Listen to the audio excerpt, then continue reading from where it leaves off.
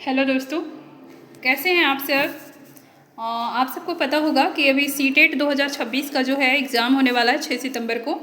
और सीटेट का तैयारी के लिए जो है 1 मंथ टाइम भी जो है बहुत काफ़ी होता है, क्योंकि सीटेट का सिलेबस जो होता है ना लिमिटेड होता है। ठीक है, 1 मंथ में आराम से तैयारी किया जा सकता है। तो आप लोग बने रहिए मेरे साथ, हम आप लोग को 5 मिनट में एक्सप्लेन कर देते हैं सीटेट के सिलेबस को। इसके बाद हम लोग आगे चलेंगे और तैयारी भी करेंगे मिलकर। तो देखिए स्क्रीन पे जो देख रहे हैं आप लोग सीटेट का सिलेबस है, जिसको हम 5 मिनट में आप लोग को एक्सप्लेन कर दे रहे हैं। बने रहिए आप लोग। देखिए क्या है, सीटेट परीक्षा पाठ्यक्रम एवं पैटर्न है 6 to 8 के लिए है। देखिए क्या आता है, कितना आता है क्वेश्चन। देखिए क्या है, बाल विकास एवं शिक्षा शास्त्र से 30 प्रश्न आते हैं, कुल 30 अंक भी होते हैं। और 2 लैंग्वेज चयन करना होता है, लैंग्वेज 1 और लैंग्वेज 2। देखिए लैंग्वेज 1 में भी 30 प्रश्न होते हैं और 30 अंक भी होते हैं उसके। लैंग्वेज 2 में भी 30 प्रश्न होंगे और 30 अंक होंगे, ठीक है। और होता है गणित और विज्ञान से 60 प्रश्न और 60 अंक। और अगर आप सामाजिक विज्ञान के शिक्षक बनना चाहते हैं, यदि आप सामाजिक विज्ञान से हैं तो वहाँ से भी 60 प्रश्न होते हैं, 60 नंबर के होते हैं, ठीक है। कुल प्रश्न जो होते हैं 150 और 150 अंक होते हैं। देखिए इसमें क्वालिफाई मार्क्स जो होता है कितना होता है, 90। उतना आपको लाना ही होगा। अगर क्वालिफाई करना है तो 90 मार्क्स लाना है, इसमें कोई निगेटिव मार्क्स नहीं होता है। तो चलिए देखते हैं हम लोग बाल विकास एवं शिक्षा शास्त्र। हम लोग का फर्स्ट पॉइंट ये है बाल विकास एवं शिक्षा शास्त्र। इसका सिलेबस जानते हैं कि इसमें कहाँ से 30 प्रश्न 30 नंबर के आते हैं।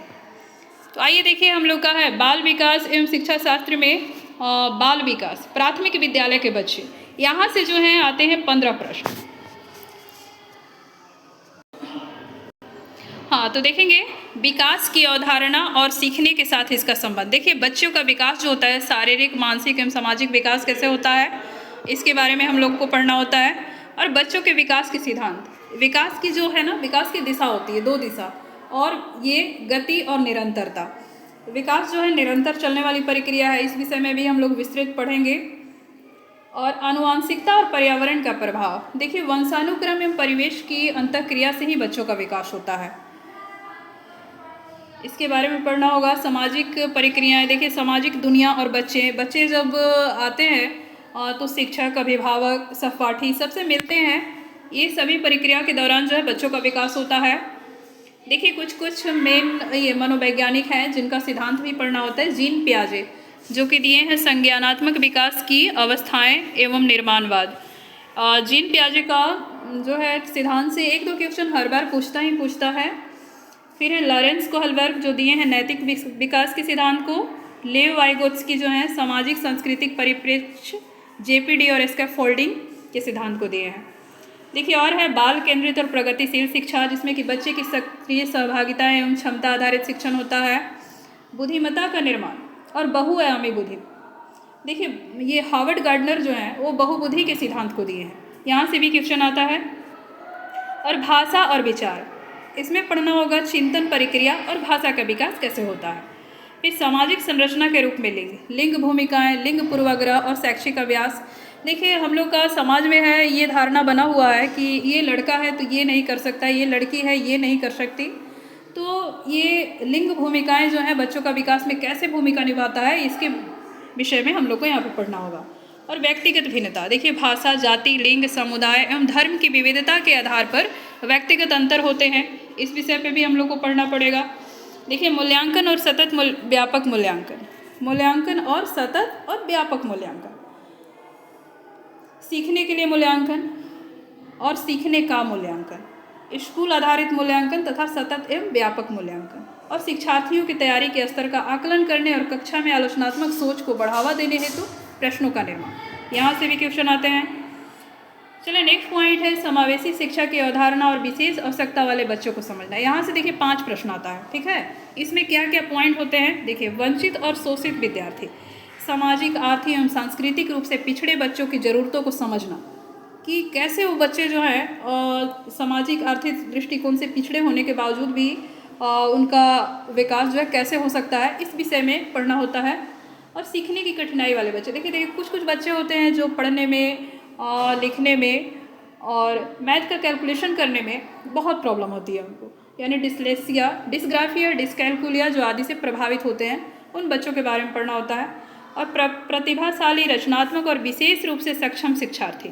देखिए कुछ बच्चे होते हैं जिनका IQ लेवल ज़्यादा होता है और जिनको कि गॉड गिफ्टेड भी बोलते हैं, जो क्रिएटिव बच्चों की पहचान व विशेष शैक्षणिक रणनीतियाँ वाले होते हैं, उनके बारे में पढ़ेंगे। और देखिए सीखना और शिक्षा शास्त्र से आता है 10 प्रश्न।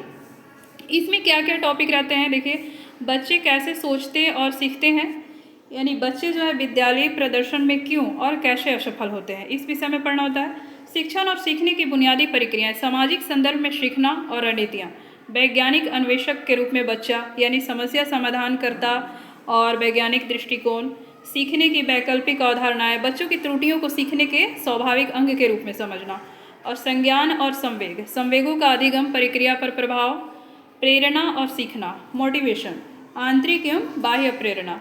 और देखिए सीखने में योगदान देने वाले कारक क्या क्या होते हैं, व्यक्तिगत एवं पर्यावरणीय कारक, ये सब विषय में पढ़ना होता है। यहाँ से 10 प्रश्न आते हैं।